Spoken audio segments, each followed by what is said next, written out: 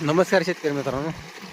आज आपण आपल्या ऊसाला पाटाद्वारे पाणी द्यालो आहे. हा आहे आपला ऊस. याला 3.5 महिने पूर्ण झालेत आणि याला आपण काय करायला पाणी द्यायला. आता पाणी द्यायला आपल्याकडे दोन्ही पण सुविधा आहे. ड्रिपद्वारे पण आपण पाणी देऊ शकतो आणि पाटाद्वारे पण पाणी देऊ शकतो. आता मोकळं पाणी देण्यामागचा उद्देश काय आहे, तर असं जर मोकळं पाणी दिलं, पाटाद्वारे जर पाणी दिलं तर काय होतंय, आपली जी रानाची तहान आहे ती पूर्णतः भागली जाते. आणि दुसरं विशेष म्हणजे काय, पाणी दिल्यानंतर आपल्या पिकामध्ये थोडासा गारवा निर्माण होतं. आता आजचं टेम्परेचर पाहायला गेलं तर जवळपास 34-35 डिग्री सेल्सिअसच्या आसपास टेम्परेचर, आणि अजून इथून हे परत पुढं वाढत जाणार आहे. जर ड्रिपद्वारे पाणी दिलं तर ते मुळापर्यंत तिथंपर्यंतच पोचते आणि परत काय होतं, लगेच दुसऱ्या तिसऱ्या दिवशी परत अजून पीक आपलं पाण्याला आलेलं दिसतं. आणि आपण ज्यावेळेस असं पाण्याद्वारे पाणी देतो, साधारणतः 4 ते 5 दिवस परत ते पिकाला पाणी देण्याची गरज नाही. किंवा जरी आपण नंतर परत पाणी जरी ड्रिपने 10 मिनटं जरी सोडलं तर ते पूर्ण रान जे आहे तर ते आहे ते ओल परत मेंटेन राहते. त्याच्यामुळे आपण हा पाणी देण्याचा निर्णय घेतलेला आहे. आता बरेच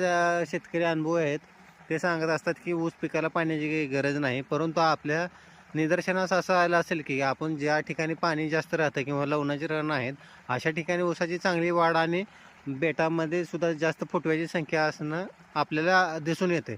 तर त्याच्यामुळे काय, जर पाणी शिल्लक असेल तर आपण काय करायचं आहे, मोकळं पाणी कमीत कमी 1दा ते 2दा आपल्याकडं महिन्यातनं देऊन घ्यायचं. ज्याच्यामुळं काय होतं, जी ऊसाची किंवा दुसऱ्या अन्य कुठलीही पिकं असू द्या, तर त्याची वाढ जास्त होते. काय होतं, टेम्परेचरमुळं रानातली जी उष्णता आहे ते वाढते. आणि दुसरा विषय म्हणजे काय, रानात जर तुमच्या कस नसेल किंवा जी माळरानची रान असते, अशा भागात जर पाहायला गेलं, सकाळी पाणी दिलं तर संध्याकाळी तुमचं पुन्हा रान पाण्याला आल्यासारखं दिसतं. अशा भागात जर तुम्ही परत हे करायला गेलं तर काय होतं, एकतर उष्णतेवरून उष्णता, खाली माती तापली, त्याच्यानंतर आपल्या जो पिकाला काय होते, दोन्हीकडून चटका बसतो. त्याच्यामुळं पाणी जर आपण दिलं तर साधारणतः संध्याकाळच्या वेळेस तरी रानामध्ये गारवा निर्माण होते. त्याच्यामुळं आपल्या पिकाला सुद्धा थोडंसं एक फ्रेश वातावरण तयार होते. याच्यासाठीच आपण काय करायचं आहे, तर मोकळं पाणी देऊन घ्यायचं आहे.